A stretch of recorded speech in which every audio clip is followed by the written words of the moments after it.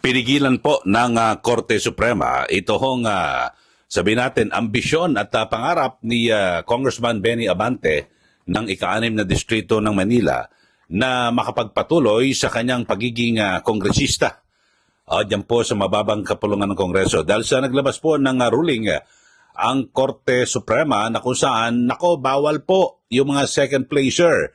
Kasi base po sa resulta ng nakarang 2025 elections, ay lilitaw ho na pangalawa lang po.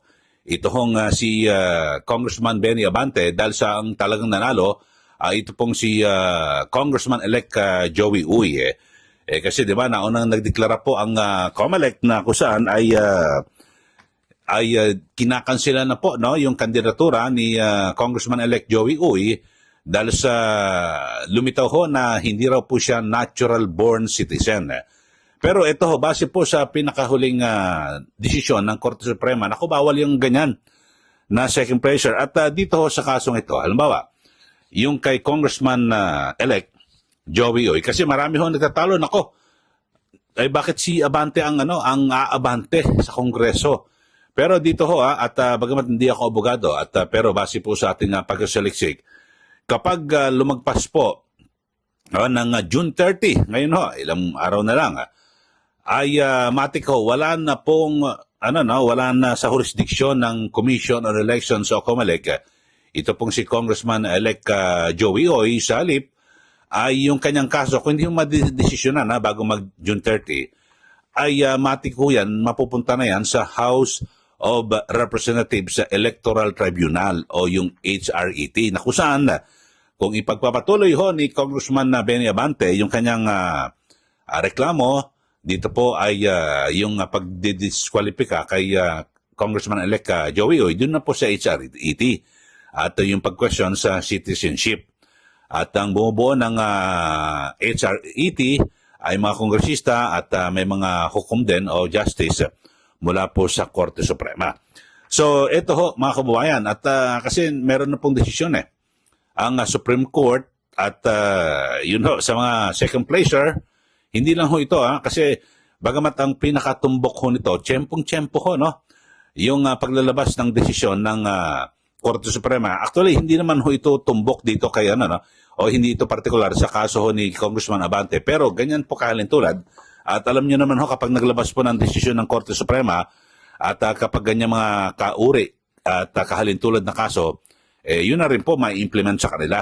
Ito, pakinggan ho natin mga kababayan. Ito pong report kaugnay ng pagpigil ng Korte Suprema na makaabante si Congressman Abante sa 20th Congress. Ito, pakinggan nyo ho Idiniklara ng Korte Suprema na hindi maaaring iproklama ang kandidatong pumangalawa sa halalan ng second placer sakaling madiskwalipika o mawala ng bisa ang kandidatura ng nanalong kandidato.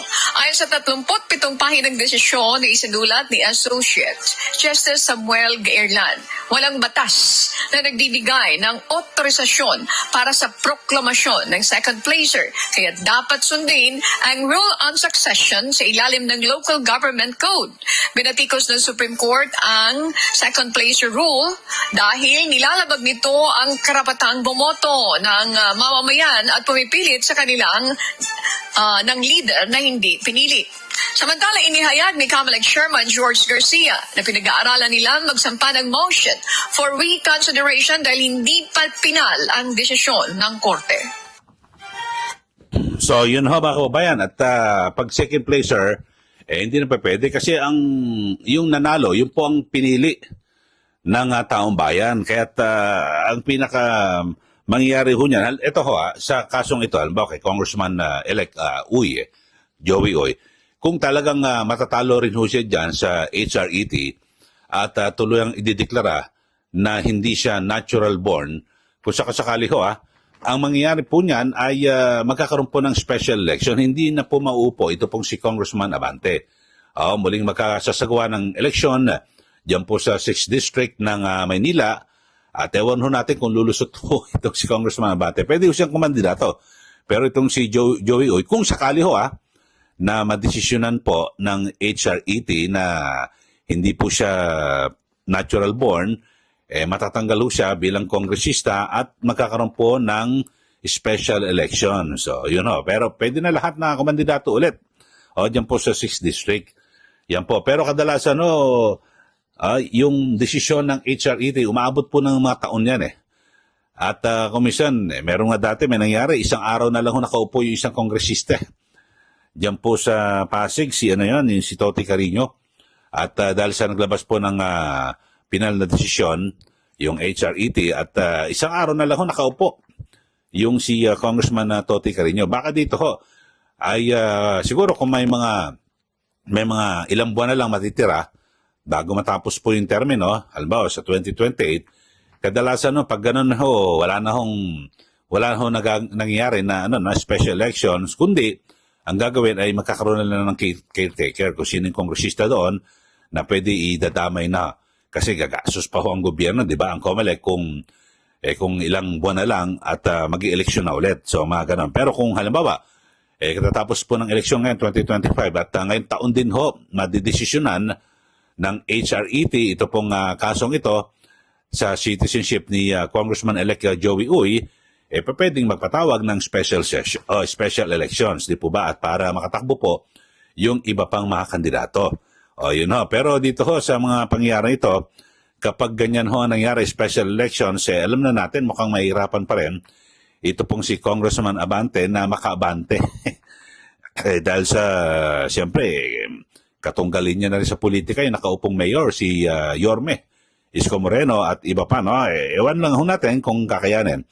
Pero dito alam nyo nung lumabas po yung naging desisyon ng COMELEC, grabe yung pahayag po ni Congressman Abante na siya raw po ay vindicated dito po sa naging hakbang ng COMELEC. Ito pakinggan natin, balikan lang natin yung naunang reaksyon ni Congressman Abante nang maglabas po ang COMELEC ng desisyon na diniskwalipika at ibinasura yung kandidatura ni Joey Uy at siya raw po ang masusunod o susunod at magpapatuloy sa kanyang tungkulin bilang kongresista. Ito, balikan lang natin yung kanyang naunang pahayag.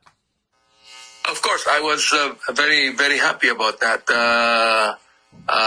Para bang nabunutan ako ng tinik at pangalawa, that I was actually, vindicated. Vindicated. Kayo po ba ang nag-file ng disqualification case against Joey Uy? Yes, I did. Upon learning that he is actually a naturalized citizen. Okay, so yun sinasabi po ni Congressman Benny Abante na siya po ay vindicated at parang nabunutan ng tinik dito po sa naging desisyon ng COMELEC na kung saan ay siya po ang paupuin. Pero kaya lang, ano naman kaya ang kanyang reaksyon? At kasi alam niyo yung mga taga Maynila sa 6th District, marami po ang na siyempre nadismaya sa naging desisyon ng COMELEC at bakit ang nanalo si Joey Uy tapos siya ang upo. So marami po nadismaya. Pero ngayon siguro ang magiging reaksyon naman ng mga taga lungsod na Maynila na bumoto po dito po kay Joey Uy, yun yung binamagit ni Congressman Abante. Sabihin siguro ng mga taga-suporta ni Joey Uy na vindicated kami. Dahil sa naglabas po ng itong desisyon ang Korte Suprema na bawal po yung mga second placer. Hindi po kasi hindi ka nga nanalo Bakit ka maupo ayaw sa'yo ng taong bayan, parang ganon. So yun kaya ang binabagit natin, ito pong si Congressman Abante na kasalukuyang kongresista hanggang June 30 ng tanghali. Ilang araw na lang po, matatapos na yung kanyang termino, ay hindi na po siya makakaabante sa 20th Congress sa pagpasok ng bagong kongreso dahil sa wala yung second placer hindi raw po pwede, sabi po ng Korte Suprema. Bagamat ito si COMELEC Chairman na George Garcia, pinag-aaralan pa rin na magkaroon po sila, maghain pa sila ng motion for reconsideration. Ewan ko lang bakit talagang ang COMELEC ay sobrang pagmamalasakit sa mga second placer. May decision ng Korte Suprema, bayaan nyo na yan.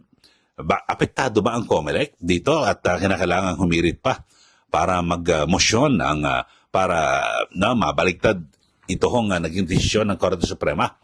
dito po sa second placer. Pabayaan natin, alam niyo ho, ako ho ay sa aking paniniwala, sa akin lang naman ho, tama naman po yung desisyon ng Korte Suprema na second placer ka. Ibig sabihin, hindi ka pinili ng taong bayan, mayorya, no, nakarami sa iyong mga botante sa inyong lugar, hindi ka dapat manungkulan, di po ba? So yun lang ho, ulitin ho natin sa mga taga-Lungsod na Maynila. Kapag lumagpas na po sa June 30 ng tanghali, matik ho yung kaso po ni Congressman-elect Joey Uy ay mapupunta na po yan sa House of Representatives Electoral Tribunal o HRET na tinatawag. At mawala na po ng jurisdiction ang COMELEC. At kapag nandiyan na po sa HRET, ibang hearing ho yun, may mga kongresista na kasama ho ron sa HRET, tapos taga-Supreme Court, kanilang titingnan ho yan kung ipagpapatuloy pa rin ho ni Congressman Abante yung kanyang protesta dito po. At kung ito ho ba talaga ay naturalized o natural born, ito pong si Congressman-elect Joey Uy. Kasi base po sa ligang batas at sa aking pagbasa ho mga kababayan, binabasa ko yung ating Constitution, bagamat hindi ho tayo abogado,